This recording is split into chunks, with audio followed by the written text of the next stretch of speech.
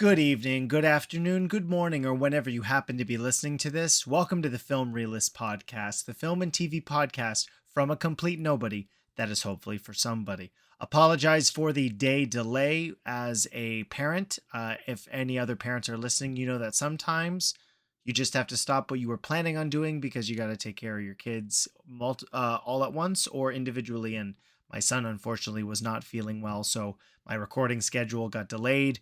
But I am here now. He is sleeping. He is feeling much better. So I'm going to be reviewing two things as promised this week. This will be a review of Reacher Season 2 and technically Part 3, but a spin-off, a connection. It's weird. It's got a different title. I kind of like that they did that given how the story is structured, but that is, of course, Masters of the Universe Revolution, which is a continuation from Masters of the Universe Revelation, both being showrun by Kevin Smith, available on Netflix.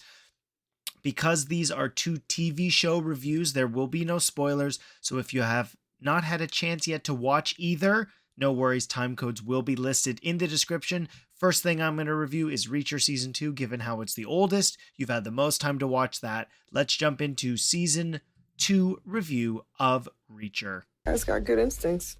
Guy's got good everything. Reacher Season 2 didn't have the same hurdles that the first season did. I believe that the first season probably faced a lot more criticism prior to being released because the first Jack Reacher film starring Tom Cruise was very positively received. However, Tom Cruise, of course, from an aesthetic standpoint, height, weight, and general size, didn't exactly match how Jack Reacher is described in the novels, and Alan Ritchson much more fit that description. The first season being much more small stakes in terms of it being in one location. I personally felt it really suited a new introduction to the character. You didn't have to worry about significant amount of travel because it was a smaller community and fit with that nomad experience that, having never read the books, I feel like is what is more akin to the experience you get from reading these Lee Child novels. And season 2, I think it was really smart to not do that again. I don't exactly know where in line, which book is this? So the first, Bad Luck and Trouble's the 11th. Okay, so that's a substantial jump in novels, which is really interesting, where we don't really know a ton about Jack Reacher. All the flashbacks in the first season were all of him as a child, or particularly his relationships with his family. And the dynamic that this season offers is a different one. I thought that was a really smart choice because we don't really know how Jack Reacher, or Reacher, as he's just referred to in the show. It is quite funny to me as well that his family also called him Reacher. But his backstory as a special investigator is the new history of Jack Reacher, that we get to explore. Seeing all of his different interactions with his previous servicemen, and those relationships they have resulted in the nomad that he is. Weren't they Sam and Diane relationship that he had with, I keep wanting to call her Swan because that's her last name, but with, where is Maine? Why is Maine not listed here? It is, I'm very tired, I apologize, as Dixon, and that relationship being much more, I think, primal than the relationship between Roscoe and Reacher in the first season.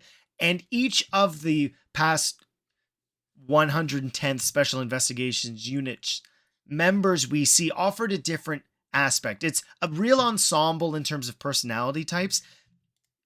And having Reacher really have his character tested in his faith in the people that he recruited, with Swan being somebody that the show really does go back and forth with on if that ultimately is somebody that they're going to have to reckon with, and has been somebody who is on the bad side or is an antagonist, and somebody who is involved with everyone's favorite bad guy again, thanks Peacemaker, I guess, with Robert Patrick, just being an absolute piece of garbage, which is, I guess, something he really wants to do. And everybody in the acting world has typically said that being the villain is more fun. And I guess he's just leaning more so into that lately after something like Peacemaker and then this. I really enjoyed seeing the relationship between Neely and Reacher have even more depth, particularly because she is the one who did experience what happened in Margrave with him and continuing that forward. I do understand that there was going to be criticism, and I do share that slightly, where the biggest hurdle, I'm using that word again, that this show has to overcome is particularly because it shoots in Toronto, Ontario, Canada, anywhere USA. There's only so many places amongst the United States that it can pretend to be. When it comes to subdivisions or main city alleyways, I think that it gets away with that much more than trying to be other grander locations. It'd be really interesting to see what we get from in season 3. I'm very happy that we're getting a season 3 that sounds like it's going to be more reminiscent of the first season. And having that balance back and forth with an ensemble to solo really does help give time for Reacher to explore that nomad life. Building all these new relationships in the places that he goes to is a dynamic I don't think I'm ever going to get sick of, particularly when the characters that we are introduced to in each season are just as fledged out. His relationship with the New York City cop in this season was really interesting, particularly having to go up against somebody he thought was dirty, but ultimately wasn't. And that back and forth of people trying to do the right thing while somebody clearly trying to stick to the book, and the special investigators absolutely not doing that whatsoever, is a dichotomy that is particularly interesting after what's been going on, particularly with the defunding of police organizations, particularly in major cities, and somebody who is unrelentingly going to do what is right by the book, and faced with the challenge of doing something that may or may not be more shady, but knowing that somebody potentially over his own head might be having a negative effect on the overall outcome of the case. And that character having a tragic ending was something that, unfortunately, I feel like it's going to be something we witness more often than not, which is Jack Reacher building these relationships with these, people of the light sounds too much like a Star Wars reference, but protagonists, those on the side of good, ultimately reaching an untimely demise is certainly going to wear on the character. And I'm very much looking forward to seeing how they explore how, even though Reacher is trying to do the right thing, that he still has people around him face their end. We do get to see the worst of that with Swan being an eyeball in a jar and a thumb, which really gave me Mask of Zorro vibes. I don't know if you've listened to the movies to watch before you die, but I was fortunate enough to join Gab and Dylan review that. Not going to tell you if it makes the list. That's the whole point of the episode, so check that out. And Robert Patrick having those 2 parts of Swan in the jar just so that he can pass security retina scans and thumbprints was super evil, and that is an element that I don't really think it worked as well as it does in the first season. It being a family and then ultimately having to do with a cartel felt much more organic, where we had the character for hire, and I can't even remember his name off the top of my head, but he has multiple names and is essentially the in-between or the go-between character who is responsible for the weapons being sold to the terrorists. In this case, it's RPGs that can surpass any or pinpoint any airplane, and obviously I don't think I need to explain why that would be a problem. And that's where I feel the show struggled more so, where we had quite a number of protagonists with the ensemble, but that meant we were spending much less time with the antagonists. And the few interactions that we have between them culminate in an ending, thankfully, that is not just in another warehouse, which is where the climax of this starts. But the pacing of this season does not work as well as it does in the first season. Some of that could be growing pains or sophomore slump. I'd be curious to see how they thought they were going to balance the season and how they choose what novels that they are going to do. Ultimately, I really did enjoy the story. I think it works really well. It's something I enjoy as a weekly entertainment. I don't like the binging model, even though ironically that's how I watched the second show I'm going to be reviewing this week. Having this be something to watch week by week worked for me personally because of the spacing in between the stories. There's travel involved, and feeling it much more as a slow burn as opposed to watching all 8 hours in a row. I don't think this season works as well as the first, but don't get me wrong, I did really enjoy it, and I am looking forward to season 3, where we, as I said already, are going to see Jack more so on his own. I don't know anything about these novels, so I don't bother to check. My biggest hope is, just like this season, I hope that any of the new protagonists we are introduced to have as equally an entertaining rapport as Roscoe and Finley, or as much as Dixon, more Neely, and who else did we have? Sanchez in season 2. Sorry, I know I'm struggling through this. I just want to make sure that I get an episode out. Sorry. So that will do it for my Reacher season 2 review. It's available on Amazon Prime if you are looking for it. All the episodes are now available, so you can watch it and let me know what you think about in the comments. I really enjoyed a television serialized version of this character. I'm really curious if there are other action movie stars that would work better in television. Maybe that will be the question of the week, but you're going to have to listen on Spotify to find out. Next is my review of Masters of the Universe Revolution. I know where my talents lie. On the throne of Eternos. Time for a revolution. Now, this podcast isn't old enough to know this, but I'm grateful for the opportunity to do it now, which is I did not care about Masters of the Universe, period, prior to Masters of the Universe Revelation. It was not one of those 80s cartoons that I felt invested in or watched retroactively, but absolutely loved Masters of the Universe Revelation and its modern... That's not even a word. Its modern interpretation of an 80s toy show, which is what it was, and bringing that to the forefront and changing character dynamics and really allowing it to be something much more than a commercial, even though it was one still as well. So my expectations for Revolution were very high. One piece of information that I can't seem to find concrete evidence for yet is that this was released in a batch of 5, which is similar to the Masters of the Universe Revelation release schedule, but that was released in 2 batches of 5. So the story had a lot more time to breathe. Now, I haven't been able to find this anywhere, as I've said, which is if they are doing this in 2 batches as well. I really hope they are, given what we get in the fingers crossed, the first part of Revolution in the first 5 episodes. I've already stated this, but I'm going to state it again, which is this is full spoilers for Masters of the Universe, well, Revelation and Revolution. A lot happens in these 5 episodes, and as much as I enjoyed it,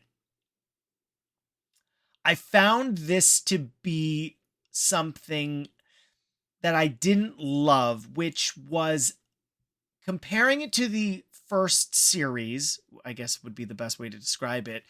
Because we had 10 episodes, there was a lot of time to breathe. Not that I felt any episodes were ever filler, but any important plot points, you were given the opportunity to sit with them, have them stew and brew, and the solutions to those problems felt more rewarding because the stakes didn't feel immediate, that as all of the events were happening amongst the plot, that the resolution, ironic, because that's not an R word that's used yet for the title of this yet, was so rewarding in how that they solved their problems. In Revelation, the main focus of the first 5 was finding Adam, and then he subsequently almost dies again, and then you get more classic He-Man with the the back 4 or 5 of Revelation. I meant to rewatch all of Revelation before this, but I didn't do that yet. And in Revolution, it feels like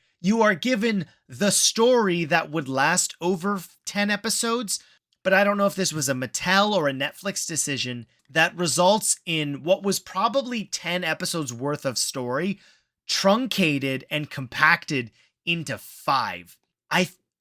In my opinion, it hurts the overall narrative because each significant event is almost passed over really quickly. The first time I really noticed this is in the beginning, in the first batch of there's only one batch, but in the first episode, we are introduced to King Randor being ill and that he's been dealing with this. And he has a really meaningful conversation with Adam about what kind of king he's going to be. And it has an effect on Adam's arc in general throughout the first, or I shouldn't say first, I have no idea, but the 5 episodes about being king as He-Man or being king as Adam. And I expected him to be around, if not ill, for longer, and he dies by the end of the first episode. And this introduces the next arc, which is older brother of Randar, Keldor, who's voiced perfectly by William Shatner. And he's introduced as this potentially slimy character who maybe wanted the throne for himself or was banished. And that relationship isn't even explored at all, because by the end of the episode, we find out that it's Skeletor pretending to be him. None of these ideas are given time to breathe, which is especially frustrating and again, I don't know anything about He-Man outside of what was shown in Revelation. I don't look up any of the previous lore.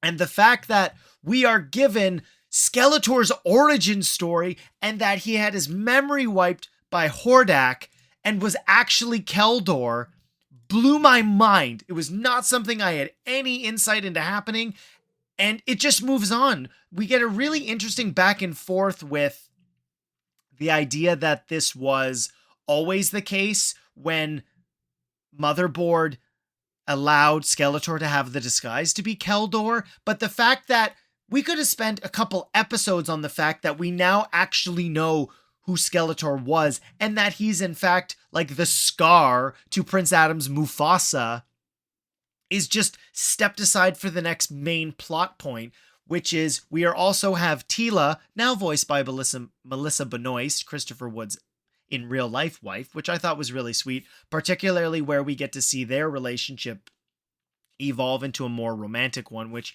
I think they've been shipped probably since the beginning of the original era of the show, although, again, I've never actually looked that up to see if that was the case. And one element that I would be surprised if this faced as much criticism as it did in the previous show, which I really enjoyed it being almost like a world without Superman, but instead it's a world without He-Man, which, of course, Kevin Smith, being a huge Superman fan, even wrote a script for a Superman film in the 90s, using that as a storyline to show the impact of He-Man on all of Eternia. And this relationship and the way the dynamic is presented in Revolution is much more in kin to how I think the original show must have been, where He-Man was the lead. And while that is much more conventional, I really appreciate the fact that at the same time, because this show is now probably 40 years, or almost 40 years, I think it's 84, it might be 85, I'm not sure.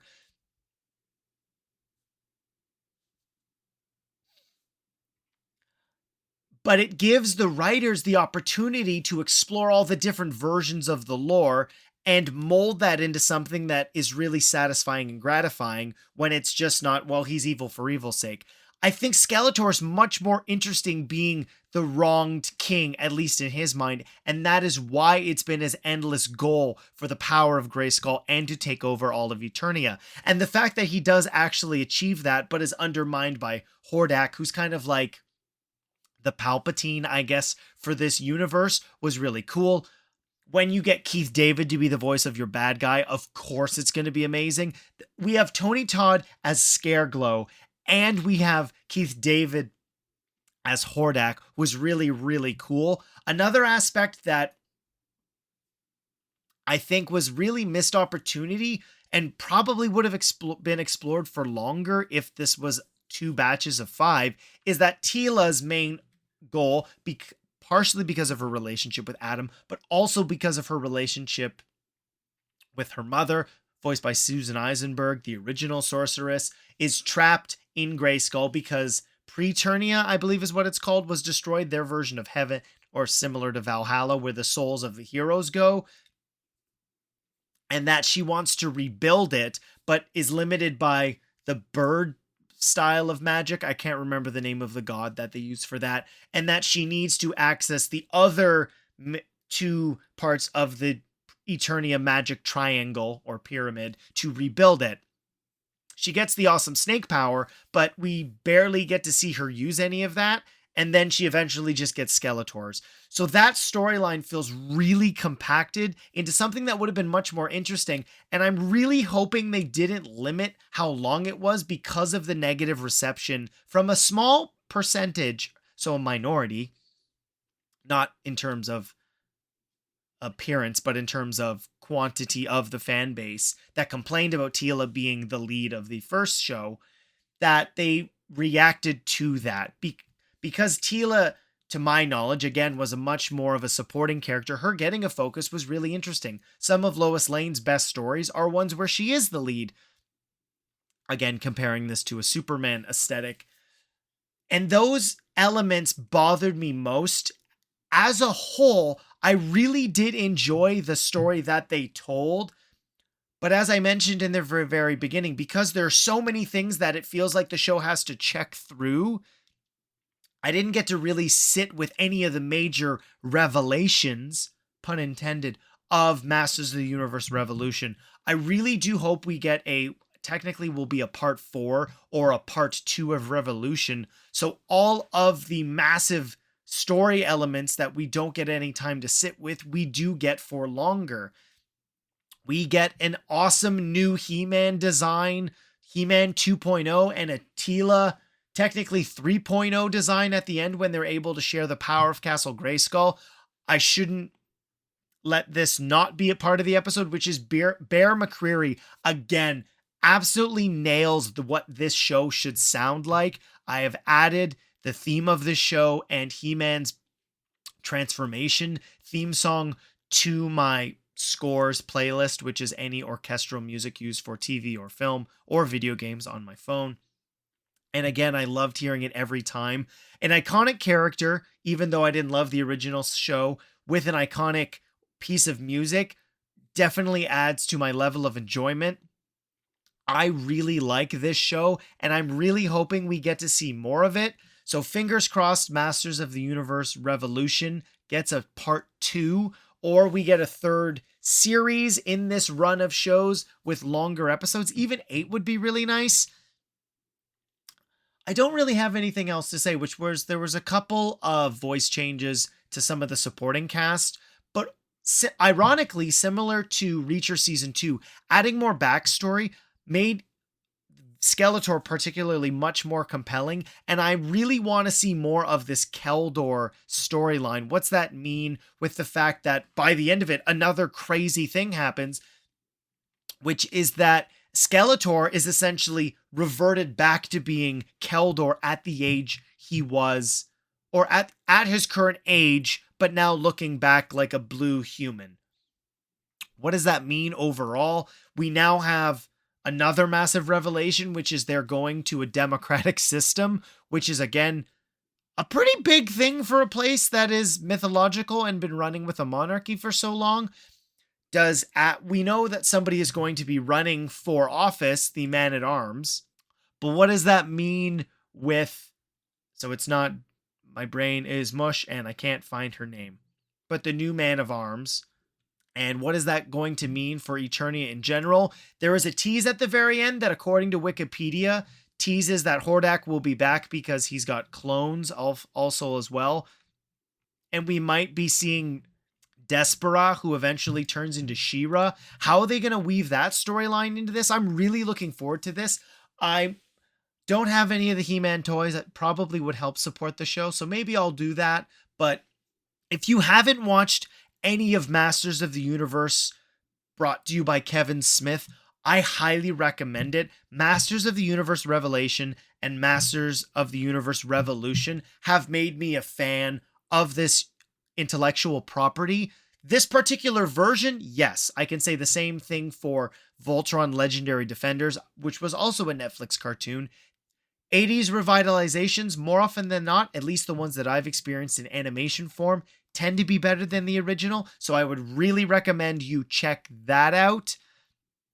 I am super pumped that we got more of the show, and I'm really hoping that we get even more. So please watch if you are a fan of 80s cartoons getting revamped. I think this was a successful continuation of this saga. Well, I still think improvements could be made to really make the perfect He-Man in 2024 or 2025, whenever we get more of it. That will do it for my He-Man. No, it's not called He-Man, sorry. My Masters of the Universe Revolution review. Gonna jump into the outro so you can know what you can expect to hear me review next week. Thank you for listening to the Film Realist podcast. I think I said my name in the intro, but I don't know if I did, so I'm just gonna say it here. I'm Kyle Naranya. I really appreciate anybody who interacts with the show, whether that's on the Spotify Questions of the Week or if it's on any social media. It really shows that I have a passionate listener base, and I appreciate you. I would probably be doing this anyways. I don't know if that's narcissism, but I really do appreciate that there are listeners who enjoy the show and want to have a level of interactivity. You can reach me on all the social medias except for Instagram, as well as any of the podcast page social media platforms. It's on all of the things. But back to the question of the week, which was just a kind of random one. What is your favorite breakfast cereal? So the two answers I did get, one was from Stephanie, which was oatmeal crisp, the maple nut specific, as a real breakfast, not a dessert cereal. Okay, interesting enough. And Scotty Cameron just said mini wheats. Now my question to you, Scotty Cameron, is which mini wheats? Because there are so many. I do really like mini wheats. I would eat them dry, quite frankly. And another thing that I think is really cool is finally I got a notification that the Film Realist popped up on Chartable, which is pretty cool. It shows you where the podcast is in terms of listener bases, which was at one point the podcast was 135th in the Nigeria TV and film. So shout out to Nigeria if you're listening to this. Let me know on social media where in Nigeria you're listening. I think that's super cool that somebody on the other end of the world is listening to the podcast. Hello! If you really do enjoy the podcast, please give a 5-star review on any of your social media platform or any of your podcast platforms. I guess I've wasted enough time. I don't mean to do that, but I'm just really happy to see that the show has grown and that people like what I'm doing here. So if you do like what I'm doing here, next week I will be reviewing Argyle, which is Matthew Vaughn's version of another spy franchise, another new one, not one that I believe is based on any other intellectual property. It is going to be releasing on February 2nd, and then eventually at some point, like Napoleon, it will eventually be on Apple TV+. So I look forward to reviewing that. I have booked a guest, but just in case it falls through, I'm not going to announce it until it's certain I've recorded the episode with that person. It will be a first-time guest, I will say that. So thank you for listening to the podcast. I'm Kyle Naranya. I really appreciated you spending your listening time with me, and I hope to see you next time.